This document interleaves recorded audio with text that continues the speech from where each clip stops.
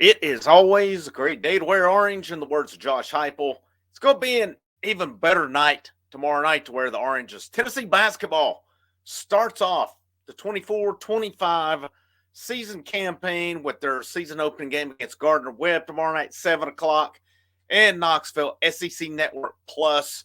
If you have the logins and stuff through whatever your provider is, if you can go through the ESPN app and log in, you can get that. If you have access to the SEC Network, you can get that also if you have ESPN Plus as well. Tennessee starts off tomorrow night. This is the House of Oranges, Frank Rock. This is the time of year I've been waiting on right here. I've said it for a while. This is an Everything channel covering everything going on. This thing amps up this week. Of course, football's in full swing with 4 games to go prior to whatever the postseason is. Basketball for the men starts tomorrow night. Lady Vols basketball starts Tuesday night. Of course, baseball, fall ball is going on right now as well. This is an exciting time for me as I like to cover all that. But Tennessee gets into it tomorrow night, Gardner-Webb.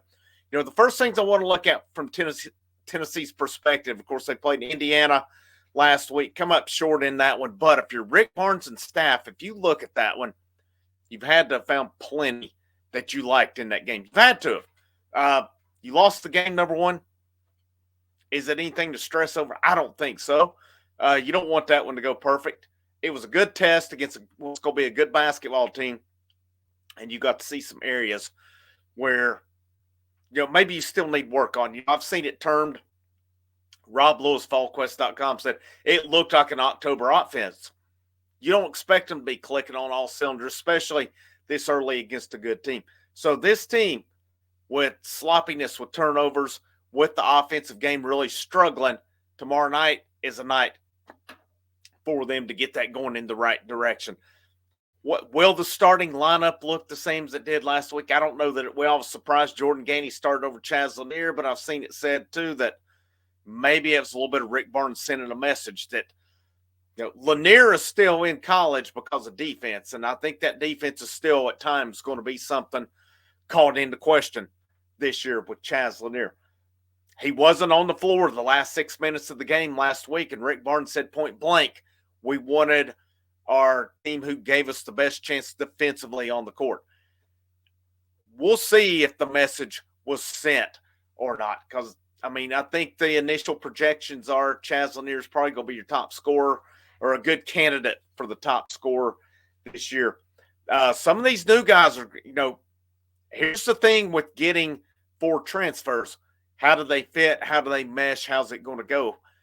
Kind of seems like Felix Akpara, Igor Milicic fitting in pretty well. Maybe a little ways to go. Akpara, to me, has looked the best so far. Darling Stone Dubar, Chaz Lanier, maybe a little bit more behind. Chaz Lanier more so defense. It seems to me like Darling Stone Dubar is down the pecking order a little bit, which kind of surprised me because I thought that was an underrated good pickup. But we'll see how his niche gets carved out, and I've seen he is dealing with some personal things, so it remains to be seen whether he plays tomorrow night or not. But with this Tennessee team, what do you want to see? I think just better offensively and taking better care of the basketball. That's the main thing I'm looking for tomorrow night. Does Chaz Lanier bounce back from his outing last week? And again, he's going to be a focal point because I think there is high expectations for him this year. To me, Zakai Zeigler was not at his best last week. What version of him do we get this week as well? Starting lineup projection, I'm going to go with where they went last week. I don't see him changing. I'll say it's Zeigler, Gainey, Majak, Milicic, Akpara, but I think you'll see plenty tomorrow night of Lanier, Cam Carr, JP Estrella if he's healthy. Now I know he's been battling some injuries. Cade Phillips, we saw some good things out of Cade Phillips last week. I think you'll see some Bishop Boswell, and then is Dubar ready to go? If he's ready to go tomorrow night, I firmly believe he'll be in the mix to play. If not, you know, obviously they'll go that smaller rotation. Hopefully it's one of those games where you can get some walk-ons, some playing time as well. But looking at this Gardner-Webb, I've tried to find something on them. They've had a lot of change coming into this season. So they made it to the semifinals of the Big South tournament where they were put out last season. Their coach at the time, Tim Kraft, actually left and accepted a job at Western Carolina. So their new coach, Jeremy Luther, I've seen he was on staff for 11 seasons. He has been a head coach at Newberry College, which may be Newberry University now. I'm thinking it may be. And he was a coach in another Division II school along the way. Again, he's been the last 11 years as an assistant at Gardner-Webb. And when Tim Kraft accepted the Western Carolina job, Jeremy Luther come up and was promoted to head coach. So they had, in terms of their roster, it was said that their top 5 players from last year have all left due to graduation, from what I've seen. Now, I wanted to pull up again on the preview.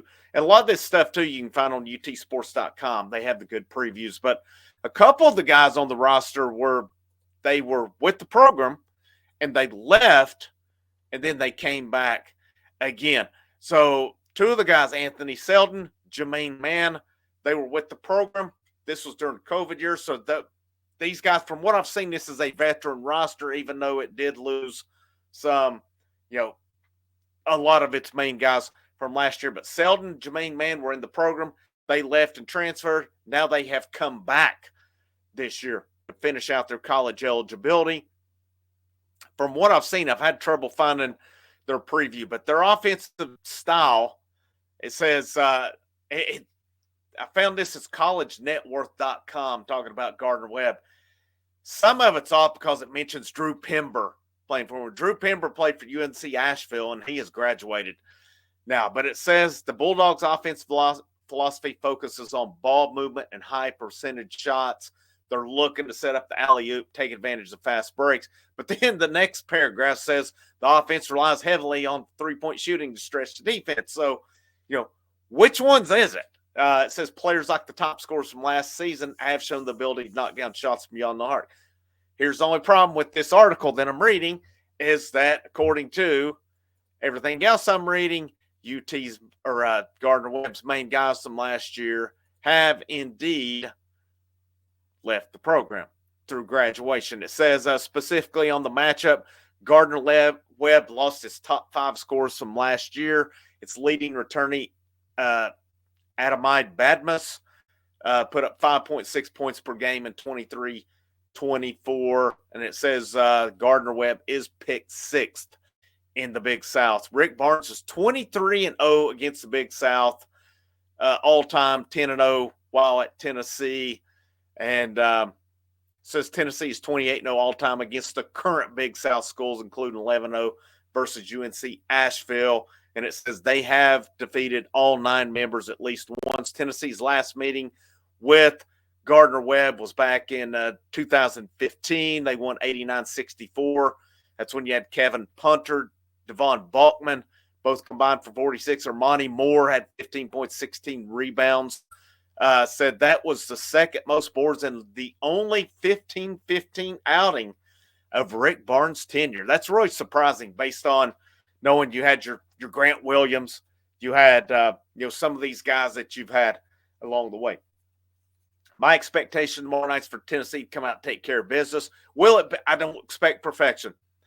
I expect there will probably be some moments along the way where it gets a little, I wouldn't say questionable, but I think there'll be probably some stretches. I think you saw it last week with this team. I still think when it's all said and done, this will be a better all-around team. Here's the thing. They don't have a Dalton Connect on this team. I don't know that there's going to be a guy who can put that team on his shoulders and just basically win the ball game for you. Here's something to keep in mind with Zakai Zeigler. He's so used to playing with Santiago Vescovi, with Josiah Jordan James, with some of these guys. How does he adapt to not having those guys around? And I know they weren't always the main offensive guys, but there's that familiarity that he had with them as well. The really only guy he has that real close familiarity with is Jemai Meshack. I mean, Estrella, Phillips, Carr, these guys, didn't play a ton last year. So Zeigler, I mean, he and Meshack should have that chemistry. They've been here same amount of time. Other than that, though, I think there'll be some growing pains along the way. The good thing for Tennessee is if you look this non-conference schedule, it's also one of the weaker ones I've seen under Barnes. I don't know if that's by design or what. There are some potential tough matchups in there, but overall, This is really one of the weaker non-conference schedules I've seen Rick Barnes schedule at Tennessee. Starts off with Gardner-Webb tomorrow night, Louisville Saturday at Louisville. So we'll be live with you tomorrow night. Probably, I'll just go and say there will not be any live shows on Saturday as I'll be out of town going in to see family this weekend, so not going to be able to do that. And I've said that along the way. I'll try to be live for as many games as possible, but there are things that take precedent for me. There's things I'm not sacrificing along the way. This is for fun. I enjoy doing it. I enjoy bringing you what I can on here. And this is original content. This is not me ripping off some other site or anything. I'm not saying anybody else does by any means. I'm just trying to provide. This is original. My previews are based on my own research on here as well. I hope you enjoy them. Hope you'll join us tomorrow night directly after the game. Tuesday night, Lady Vols, Sanford be live directly after that. Thursday night, Lady Vols, UT Martin be live directly after that as well. It's going to be an action-packed week. I'm here for it. It's going to be fun. You guys have a great rest of your evening. Check out the description on here for the memberships, for the Patreon, or if you just want to say thanks, there's super thanks option in the bottom right-hand corner as well. This is Frank Rock. This is House Foreign Sports Channel. We're rocking. We're rolling. This thing is full speed ahead. I hope you have a great rest of your evening. And last but most certainly not least, go Vols.